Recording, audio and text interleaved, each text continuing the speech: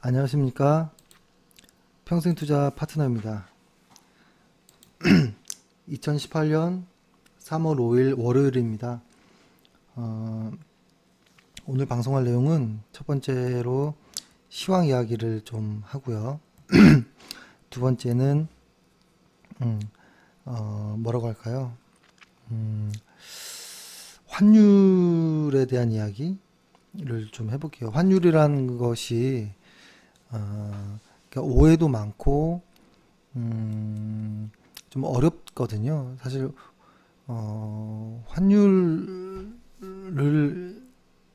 대해서 이야기하는 게 좀 조심스럽지만 그래도 오해가 있는 부분들, 환율을 통해서 주식시장을 바라보는 쪽에 대한 어떤 오해들을 조금 이야기를 해보겠습니다. 일단 시황부터 이야기를 얘기하면 저번 주에 저희가 사실 좀 어려웠지만 다시 한번 포트폴리오를 정리를 했죠.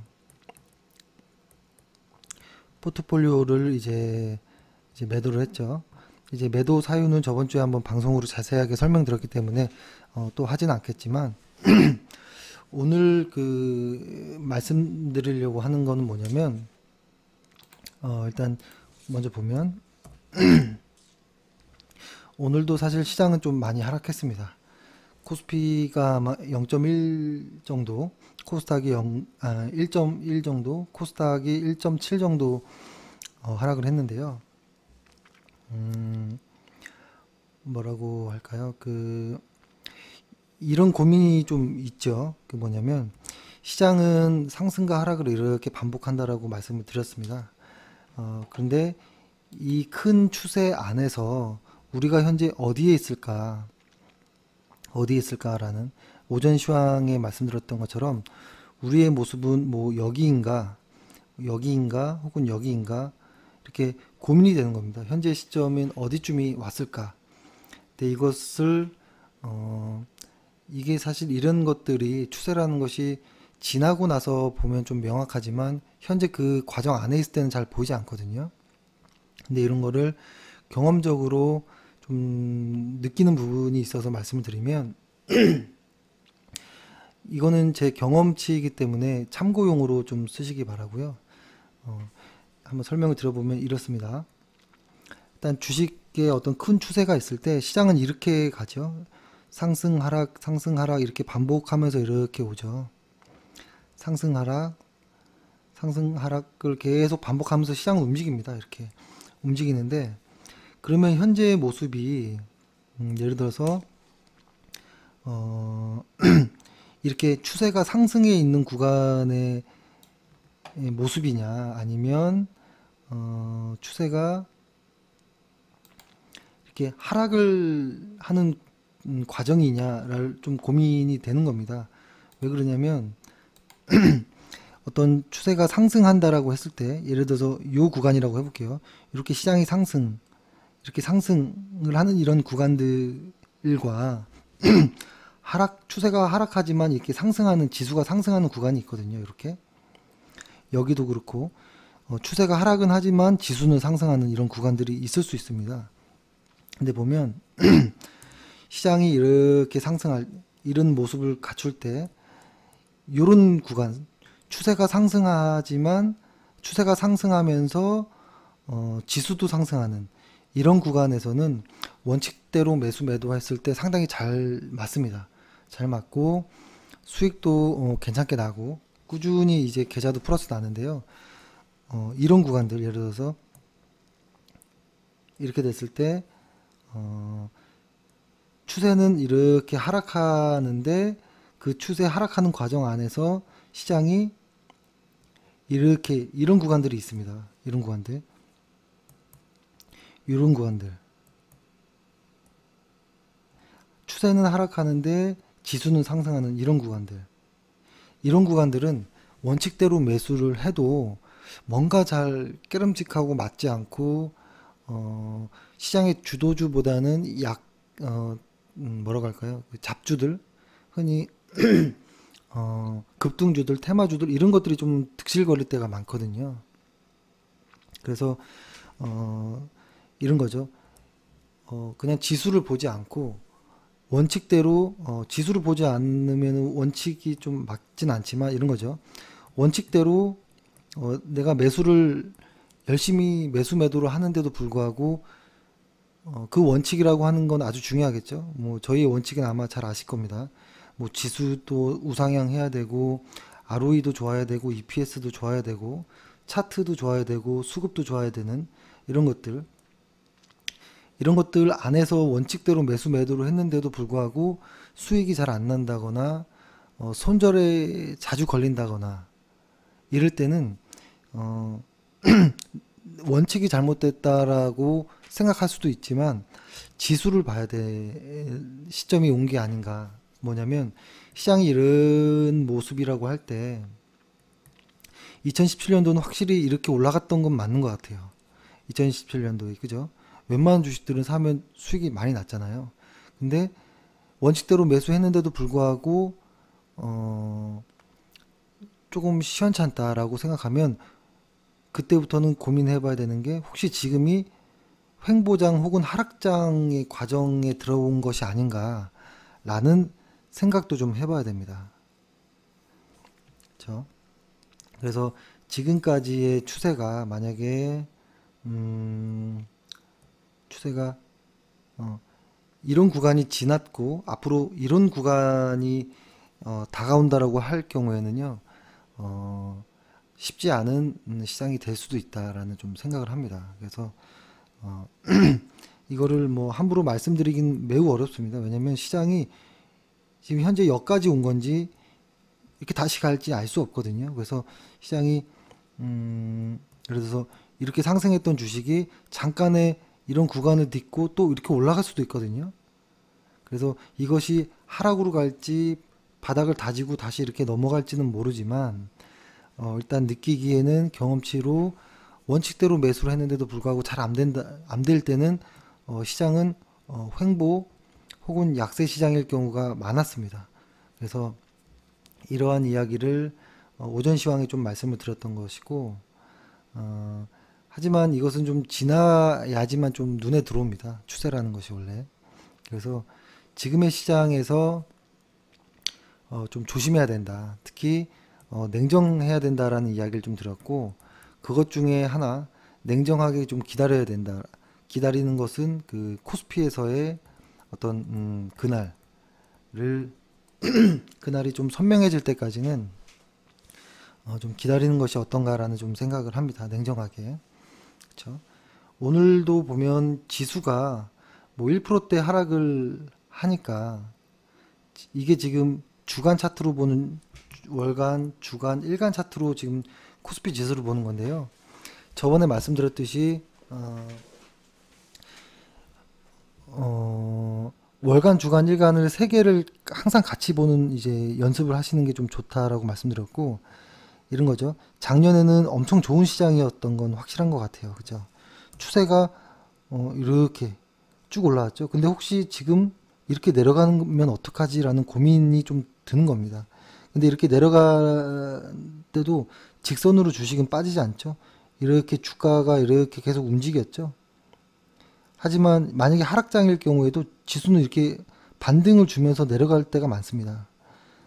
근데 이렇게 반등을 주면서 내려가는 요 구간대가 매매하기가 가장 어렵고 항상 물릴 때가 많고 손실이 클 때입니다. 그래서 만약에 여기까지 왔다고는 볼 수는 없지만 만약에 이렇게 된다면 이런 시장에서 어떻게 대응할지는 다시 말씀드리겠지만 일단은 지금은 요 정도의 모습은 한 요 정도까지는 온 것인가 라는 좀 생각이 드는 겁니다. 근데 향후에 이게 밑으로 갈지 위로 갈지는 조금 더 기다려 보면서 판단을 하도록 하겠습니다. 그리고 일단은 시장 이야기 시황은 요 정도로 이야기를 하고요. 근데 보통 지금 근데 오늘도 제가 고객이랑 조금 통화도 해보고 과거에도 이야기를 좀 들었을 때 이렇게 하락장일 때 매도 못하는 분들이 사실 많습니다. 보유 종목 게 다행히도 과거에 들어가서 수익을 보고 지금 시장이 하락하는데 갖고 있어서 그나마 그래도 아직은 계좌는 플러스지만 많이 손해 보는 경우가 있거든요. 벌었던 거를. 이게 사실 굉장히 어렵습니다. 어, 저는 전에도 말씀드렸듯이 시장이 만약에 이렇게 왔다면, 요 정도 왔다면, 그쵸? 내 주식을 만약에 여기서 매도를 탁 해도 저는 괜찮다고 봐요. 왜냐면 두 가지 중에 하나겠죠. 시장은 이렇게 오를 수도 있고 이렇게 하락할 수도 있는데요. 다시 상승하면 같은 가격대에 여기서 매수하면 됩니다. 그럼 손해가 아니겠죠. 근데 이 하락하는 것은 막을 수 있기 때문에 저는 시장이 하락했다라고 판단이 되면 아무리 좋은 종목이라도 저는 일단 좀 잠시만요. 죄송합니다. 시장이 만약에 꺾였다라고 판단이 들면 좋은 종목도 오늘같이 보시면 지수가 빠지면 다 빠집니다. 단기 뭐 테마주나 이런 것들은 제외하고요. 그래서 매도를 하는 것을 그렇게 뭐 이렇게 손해 본다라는 생각보다 더 큰 것을 일단 막자 라는 쪽에서 생각을 하시고 시장이 돌아 나가면 다시 매수해도 됩니다. 다시 매수해도 되는 거. 그래서 어차피 같은 가격대입니다. 지금 매도하고 다음에 사도 같은 가격입니다. 근데 하지만 한번 물려버리고 비중이 많은 종목이 물리면 1, 2년 그냥 뭉겨버립니다. 자금이. 그거는 나중에 시장이 돌아 나가도 그 종목 때문에 다른 좋은 종목을 놓칠 수가 있거든요. 그래서 좀 아깝다라는 생각이 들고 아마 결정하기가 어렵겠지만 시장이 약세다. 그리고 내 수익이 많이 빼앗기고 있다라고 판단이 들면 일단 쉬는 것도 답일 수 있겠다라는 생각을 합니다. 예, 시황 이야기는 이렇게 하고요. 그 다음에 금리와 환율 이야기를 좀 드리려고 하는데요. 사실 아주 어려운 부분이지만 최대한 좀 쉽게 설명을 좀 드려보고 그리고 그 안에서 환율, 그러니까 흔히 하는 오해가 환율이 그러니까 이런 말도 있죠. 환율이 강세다, 뭐 약세다, 평가절하, 평가절상, 그죠? 환율이 올랐다, 내렸다 이런 표현들이 많은데요. 우선 헷갈리니까 그냥 있는 그대로 말씀드리면 환율이 강하다, 환율이 약하다 요 이야기로만 통일해서 이야기를 해볼게요. 나중에 환율에 대해서는 조금 기초 부분을 한번 설명을 드릴게요. 그 부분을 그러니까 환율을 헷갈리시는 분들이 좀 의외로 많더라고요. 환율 약세, 강세 이런 부분에. 그래서 제가 오늘은 좀 설명드리면서 좀 이야기를 하지만 기초 부분은 다음에 한번 또 설명드리겠습니다. 일단은 저희가 이전에 말씀드렸던 거는 이런 거죠. 최근에 금리를 올리겠다라는 시장 이야기를 했는데 이것이 이 금리만으로 주식을 보기보다 대비해서 보는 게 좋다라고 이야기를 드렸고 그것의 상대방에는 기업들의 실적이 있을 거고요. 어떤 물가라는 것도 있을 건데요. 물가가 상승하는 것보다 금리가 더 빨리 상승하면 시장이 좋지 않을 수 있고요. 물가가 상승하는 것보다 역시 금리가 더 빨리 상승하는 것도 좋지 않을 수 있어요. 그러니까 이게 상대적인 겁니다. 근데 금리가 상승하는 것보다 실적이 훨씬 더 빨리 상승해 버리면 금리를 올려도 시장에서는 호재로 작용할 수도 있습니다. 그래서 핵심은 저는 실적이라고 보는 측이거든요. 실적이 중요하다라는 겁니다. 실적의 속도가 금리의 속도보다 빠르기만 하다면 지금 미국에서 금리를 올리는 것이 문제되지 않을 수 있다라는 것인데요. 오늘은 이 이야기도 합니다. 이 금리가 오르든 내리든 이것에 따라서 환율이 또 변할 수가 있거든요. 근데 이 환율로서 주식시장에 어떤 영향을 미칠까 이런 이야기인데요. 어떻게 보면 어려운 이야기는 아닌데요. 제가 설명을 못하는 걸 수도 있습니다. 그래서 좀 감안해서 들어주시면 좋을 것 같고요. 지금 현재 시장은 이런 상황이죠. 현재 미국 연준에서는 금리를 인상하고 자산을 축소하는, 이게 이제 가장 핵심인 거죠. 그래서 보면 흔히 이렇게 얘기를 하죠. 연준 의장, 새로운 연준 의장이 파월 죄송합니다. 파월 의장이 그 자동차의 운전석에 탔고 그 옆에 조수석에는 트럼프가 탔다. 근데 트럼프가 이리 가라 저리 가라 뭐 이렇게 하고 있는 이런 상황인데, 이게 서로 좀 엇박자가 나고 있었던 상황이라고 이야기를 드렸죠. 파월의 정책과 트럼프의 정책이 조금 안 맞는 이런 모습도 있다라는 것인데, 최근에 보면 2월 27일이었을 겁니다. 2월 27일경쯤에 첫 번째 그 파월 연준 의장이 미국 의회에서 발언한 그 증언에서 보면 통화 긴축이라는 어떤 뉘앙스의 어떤 이야기를 좀 함으로써, 흔히 이것을 뭐 매파적이다, 비둘기파적이다 뭐 이런 이야기를 하는데요. 그런 용어는 빼고 통화 긴축을 선호하는 쪽으로 해석될 만한 어떤 원론적인 이야기를 좀 했습니다.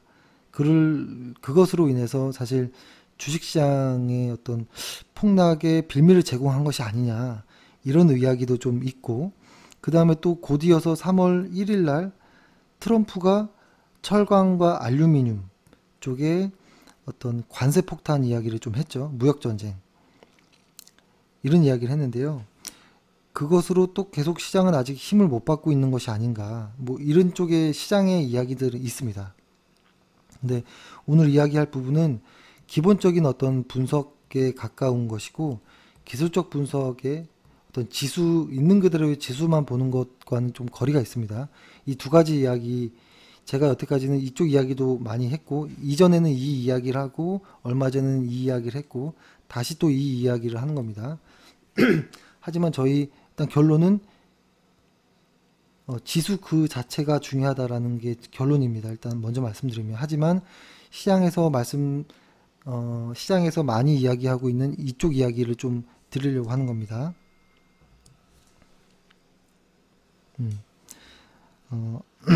그래서 근데 최근에 이렇게 파월과 트럼프의 어떤 좀 이런 잡음들, 혹은 어떤 정책의 방향들이 이런 것들이 글로벌 어떤 금융시장에 미칠 파장은 사실 예측하기가 1대1로 예측하기가 어렵습니다. 금리를 인상하니까 주가가 어떻게 될 거다. 자산을 축소할 거니까 어떻게 될 거다. 보호무역주의를 이제 할 것이니까 글로벌 시장이 어떻게 변할 것이다. 이렇게 사실 1대1로 매칭은 불가능합니다. 그래서 항상 시장은 논리적이지 않다라고 이야기를 드렸고, 그래서 지수 그 자체를 보고 따르자라고 했던 건데요. 그래도 일단 한번 좀 보면, 일단은 만약에 기본으로 돌아간다 보면, 미국에서의 어떤 금리가 올라가면, 이론적으로 보면은 금리가 올라가면 달러 가치가 상승을 하죠, 보통. 그쵸? 이론적인 것으로 보면, 예를 들어서 지금 한국과 미국의 금리가 지금 똑같이 1.5인데요. 기준금리가 동일하게 1.5%인데, 만약에 미국이 3%로 올렸다라고 하면, 흔히 많이 얘기하죠. 달러 예금으로 만약에 바꿀 경우 이자 수익이 이쪽이 좋기 때문에 돈이 이쪽으로 다 흐르는 거 아니야? 그러면 한국 시장에 있는 어떤 외국 자본들이 미국 시장으로 다 뭐 빠져나가면 한국 시장은 좋지 않겠네. 이런 식으로도 많이 좀 보죠. 그래서 이론적인 건 이렇게 표현하는 게 맞는 것 같아요. 일단 그러면은 생각을 해보는 겁니다. 만약에 금리 인상은 달러 가치 상승의 요인인 것인가, 여기서부터 들어와야겠죠. 왜냐면 우리가 흔히 알고 있는 이론은 금리가 인상이 되면 달러가 상승한다라고 느꼈고, 그쵸? 이렇게 됐을 때 한국 시장은 좀 별로이겠구나라고 생각한 거였잖아요. 그러니까 한국은 돈이 만약에 빠져나가니까 이런 흐름으로 가지 않겠냐라고 생각을 했잖아요. 그러면은 여기서 고민해야 될 거는 이게 진짜 맞느냐 이거죠. 금리와 달러와의 관계가 이게 맞느냐를 한번 보는 겁니다. 근데 이렇지 않은 경우가 사실은 많았습니다. 금리를 올렸을 때 달러가 강하지 않은 경우, 그렇죠? 그러니까 이론대로 움직이지 않은 경우가 많았다라는 겁니다. 그래서 그러니까 흔히 이거죠. 미국에서 금리를 올렸을 때 달러가 강하지 않고 오히려 약했을 때 이것을 뭐니 뭐 디커플링이라고도 하긴 하지만 이런 요인들도 많았기 때문에 이런 부분을 함부로 이렇게 연결하는 것은 좀 쉽지 않다라는 것이죠. 이것이 달라지면 한국 증시의 방향성도 이론과 또 달라질 수 있다는 겁니다. 그래서 이걸 한번 제가 예를 들어서 한번 표현을 해보면 이런 거죠. 제가 요거를 한번 보면은 이거는 이제 달러 인덱스인데요. 구간을 두 가지 구간으로 나눠보는 겁니다. 그죠? 이게 금리는 무관하게 달러가 강세일 때와 그죠? 달러가 약세일 때 이 두 구간을 보는 겁니다. 이론적으로 하면 이렇게 돼야겠죠? 금리를 올렸을 때 달러가 강세여야 되는 거고, 그죠? 금리를 내렸을 때 달러가 약세여야지 이론적으로 맞는 거잖아요. 그러면 이때 금리는 어땠는지를 한번 보는 거죠. 근데 사실 이 A 구간이라고 하는 이 구간은 어떻던 구간이었나요? 이때는 금리를 올린 구간이 아니었죠. 다 알다시피 제로금리 시대였습니다. 요 당시 때가. 그렇죠?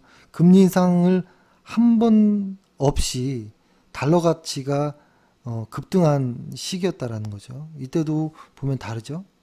그러면 이 B 구간은 어땠나요? B 구간은 요 때부터 해가지고 채권 가격도 이때부터 움직이기 시작했잖아요. 이때부터 시작해서 미국 연준이 본격적으로 금리를 인상하는 시기예요. 그렇죠? 이 시기에 네 차례의 금리를 인상을 했습니다. 근데 달러와의 가치는 하락하고 있죠. 그러면은 이거 좀 이상해지는 거죠.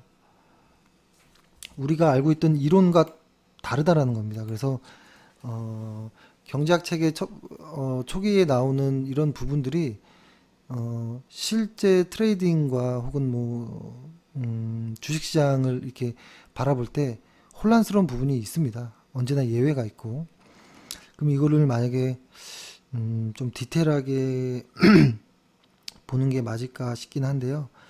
만약에 조금 대충이라도 좀 이야기를 해보면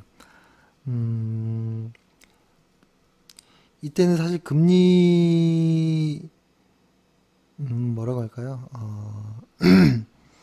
요때는 제로금리였으니까 넘어가면 그쵸? 넘어가면 이렇게 한번 제가 표현을 해볼게요.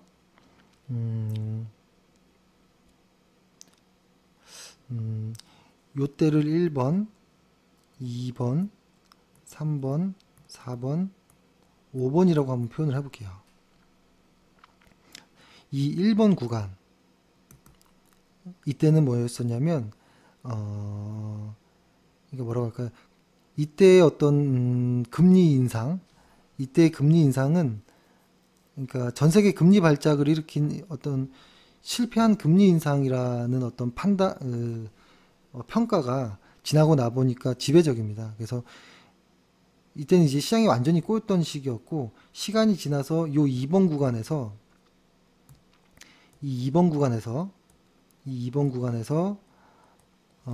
어떤 일이 있었냐면 금리를 이제 1년 만에 금리 인상을 시작합니다. 금리 인상을 시작을 하고 그렇죠? 금리 인상을 시작을 하고 이때부터 계속 금리 인상을 한 겁니다. 요 단계가. 그렇죠? 근데 요게 뭐였냐면 금리 인상을 하는데 달러가 계속 약세가 됐다라는 것, 그죠? 근데 요때 상황이 어땠냐면 글로벌 경기가 회복 국면으로 접어드는 어떤 시기였습니다. 그러니까 글로벌 경기가 회복이 되다 보니 이 분위기가 다 좋아지다 보니 이제 미래를 보고 조금씩 이제 금리를 올렸던 거였거든요. 어, 그러니까 제가 갑자기 좀 정리가 안 되는데요. 그러니까 우리의 이론과 달러의 방향은 다를 수 있다라는 게 일단 가장 중요한 거고, 그러면 이 달러를 움직이는 어떠한 힘은 어디서 나오는 것인가, 그죠? 라고 생각을 해보는 겁니다. 이 환율은 상대적인 것이죠, 그죠? 그래서 이 상대적인 것에 보면은 여러 가지 이야기가 있을 수 있는데요. 사실 미국 연준이 어떤 양적 완화를 종료하는 그런 선언들, 그죠? 과거에. 그리고 유럽 시장이 어떤 살아나는 그런 시기들, 그죠? 그런 시기들이 이제 조금씩 겹치는 시기들이 좀 나오긴 하는데요. 그러니까 이 B 구간이 뭐 그런 기간입니다. 뭐냐면 미국뿐만 아니라 유럽과 이머징 마켓도 경기가 회복되는 이 구간에 들어오는 시기거든요. 이 구간이. 그래서 저는 이렇게 보는 겁니다. 어떤 환율이라고 하는 것이 금리에 의해서만 움직일 수도 있겠지만 오히려 어떤 글로벌 경기로도 움직일 수 있다라는 거. 그렇죠? 그러니까 이 말을 좀 더 쪼개보면 이 안에 역시 기업들의 어떤 실적들이 포함되어 있는 거거든요. 그러니까 저는 아까 처음에 말씀드렸던 것처럼 이 금리를 상승시키는데 물가라는 요소도 필요하겠고 기업의 실적이라는 부분도 있을 거고 여러 가지가 금리를 변화를 시키는 어떤 요인이 되거든요. 이런 것들이 이런 요인들을 만드는데요. 이 금리를 통해서 이 금리의 방향성을 통해서 어떤 환율의 방향성을 보고 이 환율을 통해서 주식을 방향성을 보는 것은 틀릴 수 있다라는 겁니다. 그렇죠? 그리고 아까 처음에 말씀드렸던 것처럼 이 금리라는 것에 움직이는 힘은 경기에서 나온다라고 보는 거거든요. 저는 그렇게 보기 때문에 경기가 좋아지냐 안 좋아지냐 이것이 이제 가장 중요한 요소로 볼 수 있다라는 것이겠죠. 근데 지금 보면은 예를 들어서 어, 뭐라고 할까요? 내년까지 만약에 한 5번에서 6번 추가 금리 인상을 할 것으로 보이는데 내년까지요. 올해는 뭐 한 3, 4번 할 수 있다라고 보고 그렇게 된다면 음,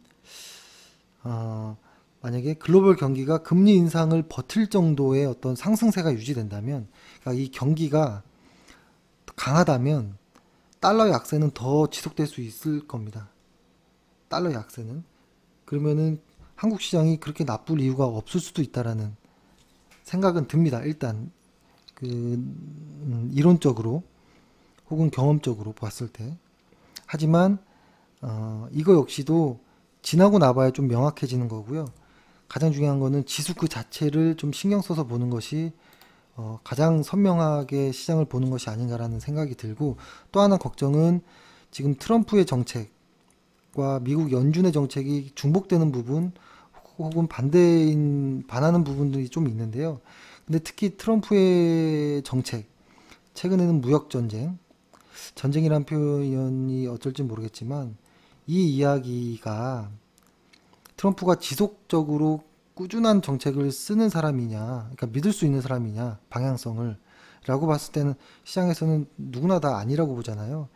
오히려 선거를 위한 어떤 뭐 정책이 아니냐 이런 이야기도 많이 하거든요. 그렇죠? 11월 어떤 중간 선거. 왜 그러냐면 왜냐면 트럼프의 어떤 보호무역 그 주의가 오히려 무역 감소를 가져온다. 그러니까 원자재가 상승하는 것으로 인해서 일자리가 오히려 더 많이 줄 수 있다라는 이런 전망들이 나오잖아요. 그래서 선거를 위해 쓰고 그 다음에 좀 다시 변할 수도 있지 않을까? 뭐 이런 이야기들이 좀 많죠. 그래서 일단은 시장이 못 믿을 것들이 너무 많다라는 겁니다. 너무 혼란스럽죠. 저 역시도 마찬가지입니다. 혼란스럽고 확인해야 될 것도 많고요. 그래서 일단은 오해되는 부분만 먼저 좀 짚어드렸고, 트럼프의 어떤 정책이나 이런 것들은 확인되지 않은 겁니다. 그냥 사람들이 하는 말들인 거고요. 일단 우리는 주가 지수를 보자라는 겁니다. 주가 지수를 있는 그대로 보자라는 거고, 우리가 흔히 미국이 금리를 인상하는 것에 대한 어떤 오해들, 그렇죠? 금리 인상으로 인해서 주가의 방향성을 보는 것은 위험할 수 있다라는 거. 오히려 실적 혹은 그 경기 이런 부분을 금리랑 비교를 하는 것이 더 좋을 수 있고, 이것이 좋으면 주가는 좋은 거고요.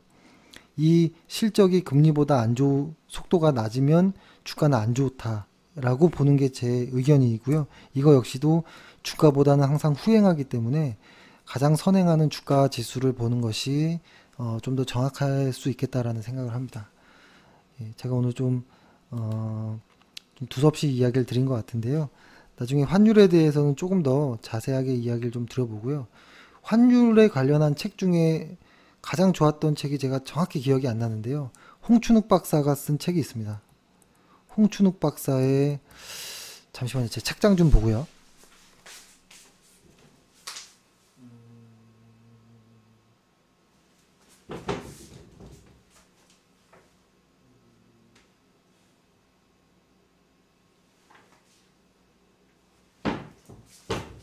죄송합니다. 홍춘욱 박사의 환율의 미래라는 책이 있거든요. 저도 예전에 본 책인데요. 환율의 미래. 이 책이 저는 보기에 아마 개인 투자자분들이 보시기에 가장 이해가 쉽게 좀 설명된 책 중에 하나인 것 같아요. 홍춘욱 박사 책이 여러 개가 있는데요. 지금은 이분이 예전에는 뭐 KB에서 애널을 하다가 국민연금에도 가 있다가 아마 지금은 키움에 있는 걸로 알고 있는데요. 이 홍춘욱 박사의 여러 가지 책이 있습니다. 뭐 재테크 책도 있고 여러 가지가 있고, 뭐라고 할까요?